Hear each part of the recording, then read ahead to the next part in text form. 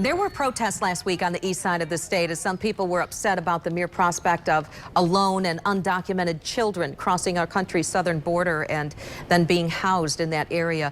But in West Michigan, the children are already here. Target 8 first reported a year ago that some were coming to Grand Rapids. Bethany Christian Services in Grand Rapids has been receiving these children for several years, placing them with foster families.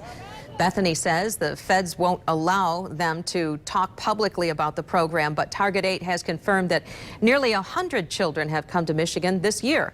Target 8 investigator Danny Carlson spoke with one man Bethany helped years ago who is now legal and owns his own business and lives in Grand Rapids.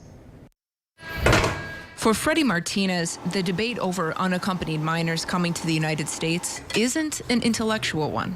When I see,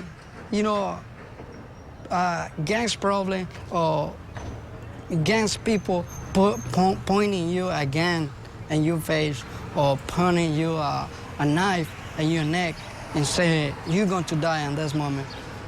Let me see what you get. Threats from Mexican gangs, swimming across the Rio Grande before turning 15, walking, sometimes without shoes, and hopping cargo trains to get from Honduras to America. For Martinez, this is his childhood. Most of the time I was sleeping on the street. Martinez told us that his decision to leave Honduras when he was 10, after his mom died and left him an orphan, wasn't really a decision. He says if he had stayed, there's a good chance he would now be dead. I prefer to get killed trying than get killed and never try it. Attorney Liz Balk from Justice for Our Neighbors says his is a story she's heard before. Well, how do you know that kid's telling the truth? How do you know? Yeah.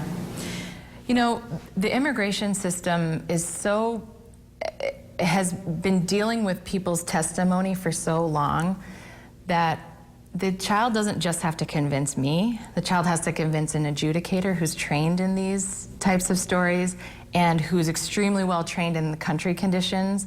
She helps unaccompanied minors who get to West Michigan try to get asylum so they can stay.